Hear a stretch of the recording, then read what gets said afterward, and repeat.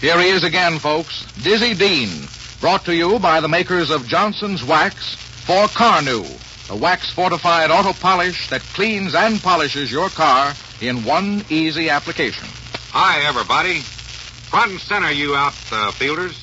I'm going to have some advice to you fly chasers today. So relax and get ready to do some remembering, what I tell you. Yes, and that's just one of the things Dizzy Dean will tell you today and every Saturday at this time. This is Frank Eschen, who knows that Dizzy Dean knows what he's talking about. Dizzy will answer letters from the mailbag, he'll spin a few baseball yarns, he'll do some prognosticating, and he'll tell you of the big league picture as he sees it. And first off today, we have the mailbag, Diz. What did the postman bring this time, Frank? Well, it was a very heavy make of Seattle. Mr. McCormick was interested in your comment on Bob Lemon of the Cleveland Indians in a recent broadcast. He wants to know if you think many ball players start out in the wrong position and how it happens that occasionally some manager does see unsuspected talent and put a player on the right path. To get right down to the point, Diz, have there been many cases like that of Bob Lemon? Frank, I guess Mr. McCormick's right. I reckon there's been lots of ball players who never made it in the big leagues because they picked the wrong job in the first place. But I can think of several who got straightened out. Take Bucky Walters, for instance. He come up as an infielder, but he wasn't much of a hitter. I guess he'd have drifted out of the big leagues without ever getting into the big dough if that great little catcher, Jimmy Wilson, hadn't seen that Bucky could become a great pitcher. And what was it, Diz, that first attracted Jimmy's attention to Bucky Walters' potentialities as a pitcher? What was that word, Frank? Potentialities? Potentialities, Diz. You know, the qualifications that led Wilson to believe that Walters, the mediocre infielder, might become a pitcher. Well, why didn't you say that in the first place? It was this way. Walter was playing the infield, and Jimmy was using him at third base. Jimmy noticed that the first baseman was having trouble with Bucky's throws. And when he asked the first baseman, he told Jimmy that Bucky's throws was taking off. Doing what? Taking off? Yes, Frank, taking off. You know, one throw would rise, another would curve. That's what they call taking off, Frank. The trade calls it throwing a live ball. Well, why didn't you say so in the first place, Diz? But go ahead, go on. Well, the rest of the story was just a matter of time, Frank. I mean, until Walters got control. And when he got it, boy, he was hard to beat. All he had to do when he pitched against the Cardinals was to walk out there on the mound. Usually the Cards was beat right then. Well, Diz, did Walters have trouble with his control? I'll say he did. He was pitching an exhibition game against us in Florida, his first spring as a pitcher. And I'll never forget it. He walked two men, hit one, and then cleared the bases with two wild pitches. Boy, the batters wasn't digging in at that there plate when Bucky was pitching. When I went to bat, he like to took off the peak of my cap with the first one. Then, by some chance, he got two strikes on me. I'm outside. But I had enough of hitting against Walters for that time, and when the umpire said, ball two, I said, ball two, nothing. That ball was right in there, and I am out. Glad to get out, huh? Yes, sir. But, Diz, when Walters got that valuable thing control, he really had it, didn't he? Yes, Frank, and after you get control, unless you can just overpower the hitters, you got to learn to throw that ball where you want. You got to mix up your pitches, wasting one now and then. Like one game Walters pitched against us after he was beginning to find himself. We decided in the clubhouse that Walters would be trying to get that first ball in there. So we went out to swing at the first pitch. And we got off to a good start. Pepper Martin hits the first pitch for a single. Jack Rothrock hits the next pitch for an infield hit. And Frankie Frisch doubles on the next one. And then Joe Medwick hits the fourth pitch right out of the bark. 4 pitches, and we got 4 runs. Jimmy Wilson, manager of the Phillies, run out and says to the young catcher, Bill Atwood, what's the matter? Ain't Bucky got his stuff? And the young catcher cracks back at Wilson. How the world should I know, Jimmy? I ain't caught a ball yet. Well, Diz, infielders seem to make good pitchers. Now, there was Bob Lemon you told us about a couple of weeks ago, and Bucky Walters today. Does it ever work the other way? Yes, Frank. Occasionally a pitcher throws away the toe plate and plays every day. You heard of a fellow named Babe Ruth. Ah, the best example yet, Diz. Then there was Chick Hafey, the old Cardinal. Chick was taking part in batting practice at Sportsman's Park in St. Louis with a lot of other rookies. He kept slamming the ball against the fences. Branch Rickey was in the stands, and he says to one of the scouts, who is that boy just hit that ball? And the scout says, that's Chick Hafey, a pitcher. And Rickey says, you mean he was a pitcher? Tell him he's an outfielder now. And Chick become one of the best outfielders because he could hit that ball in a mile. Well, Diz, I'd like to tell the men now how they can make a hit with their families. On Sunday, I guess all of us like to drive down the street in a clean, sparkling car. But when it comes to cleaning it, well, there's always a temptation to stall and putter around the house and do anything rather than face that tough job. Well, if anybody ain't using Carnu, I'll say you ain't really pitching. I'm doing my best, Diz. Doing my best to let everybody know that Johnson's wax-fortified Carnu solves the auto-cleaning problem. No doubt about it, men. Carnu makes that job much easier because it cleans and polishes in one application. First, the special cleaning ingredients in Johnson's Carnu soften up and carry away that stubborn road film that collects on your car. Water can't touch that film, but Carnu gets it quick. And second, Carnu polishes your car, so it shines from radiator to tail light. That's because Carnu is wax fortified. All you do is apply Johnson's Carnu, let it dry to a white powder, and then wipe it off. Rub it on, wipe it off. That's all there is to it. So as soon as this program's over, why not drop in on your dealer or the nearest filling station and get some Johnson's wax-fortified Carnu. Carnu works so quickly you can easily do the job before sundown. And how will your car look? Say, that paint job will sparkle like new. The chrome trim will glisten and gleam. Your whole car will have that Sunday shine. Now it's time for Dizzy Dean, the coach. You ready to tell those outfielders about chasing flies, Diz? All set, Frank.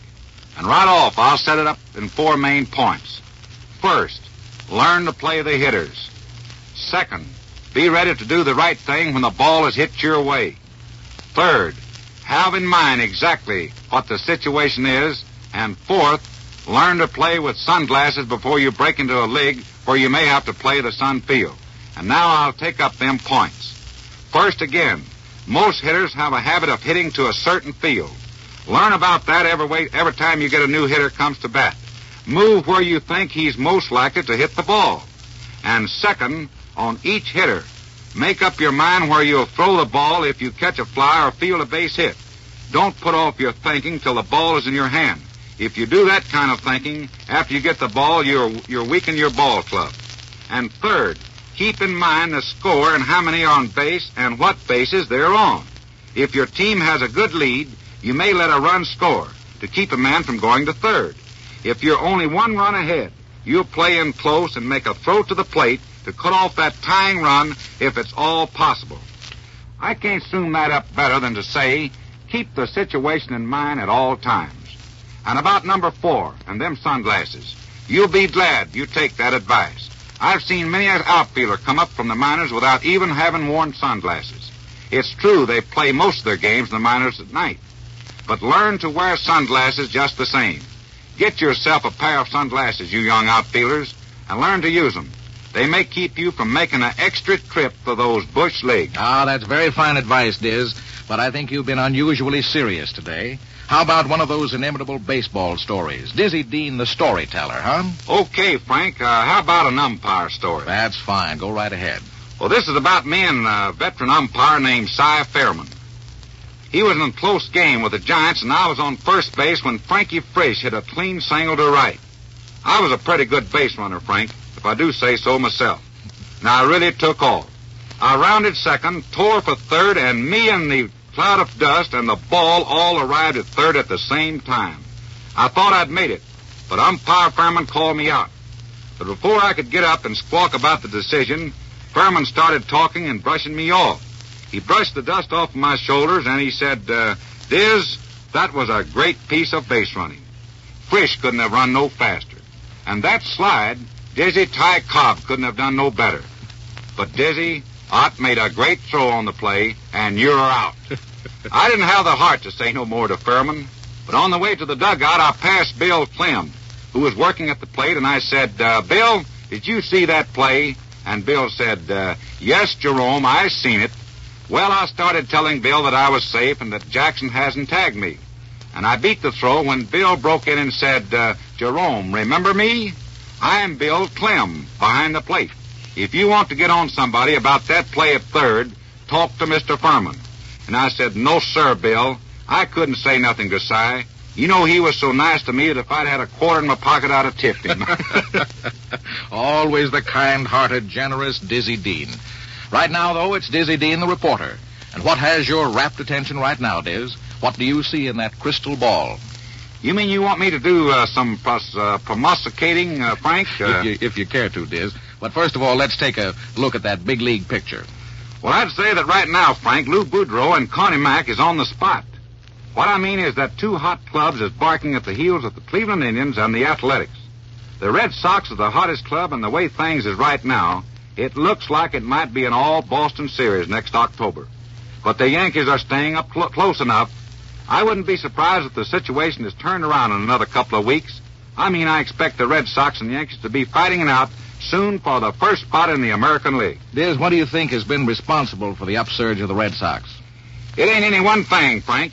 It takes power, defense, and pitching to keep a club going at top speed. It looks like a case of everything starting to click for the Red Sox. And here's a funny thing about it, Frank. Everybody figured Ted Williams would have to carry that ball club. But Ted's been out for about 15 games, and the Red Sox kept on winning. 9 straights up to today. And Stan Spence hasn't been doing too much hitting. But even with Williams out and Spence in a slump, Boston's been moving right along. You know, Frank, most of the experts figured the Yankees would win this year. They figured New York would have better pitching. But right now, the Yankee pitcher is not so hot, while Boston's pitching has been getting better. Jack Kramer has been a big help. Vern Stevens has been pounding that ball. Ellis Kinder won another one the other day. Frank, that big winter deal with the Browns is paying off at last. And, Diz, it seems to me, too, that Joe McCarthy rates a hand for getting that club going. You said it, Frank. It would have been easy for Joe to get panicky, the way the Red Sox started. But he just kept quiet. He knew he had the power. He knew he had a good ball club. He stayed with the boys, and now they're coming through. But you think the Yankees will fight it out for first place. You expect the Yankee pitching to improve, Diz? It could, Frank. Bucky Harris has pitching who might start clicking any day. Rashi, Reynolds, and Lopat could put together a winning streak if Frank Shea could find himself. And in the National League? That won't get exciting, Frank, till somebody cuts down that wide space between the Boston Braves and second place. Mm-hmm. Billy Southworth's got himself a pretty fat cushion right now, Frank. He looks like a winner to me. Well, so much for the Swami reporter. But now, Diz, would you care to say something about that Cleveland-Washington row the other night? You know, the one that resulted in the sort of a man-bite-dog news that an umpire had been suspended? Well, go ahead, Frank. Put me on the spot. Don't you know there ain't never been no open season on umpires? Seriously, though, Frank, here's an idea. Them umpires take a lot through a season. Pitchers beef if a close one is called a ball. The batter beefs if it's called a strike. I imagine if even old Dears would get fed up on that if I were an umpire. But let's suggest one big free day for the umpires. On that day, let the umpires beef at the ball players. Let them ball them out if they strike out or if they get caught off a base. Let the umpires throw dust and kick masks and rosin bags. Frank, I believe the umpires got a day of freedom coming to them. Diz, I certainly second that motion. And if the umpires learn about this, they'll be coming right back to you for more help. And, folks, we hope you'll be right back with us at this same time next week to listen to Dizzy Dean.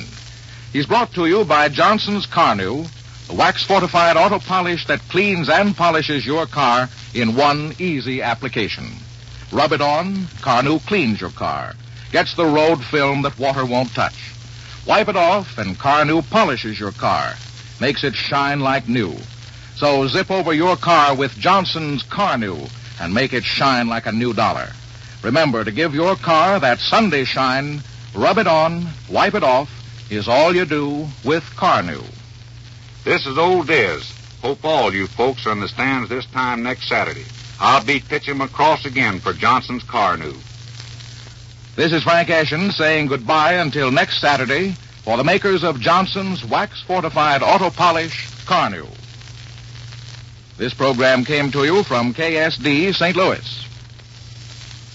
This is NBC, the National Broadcasting Company.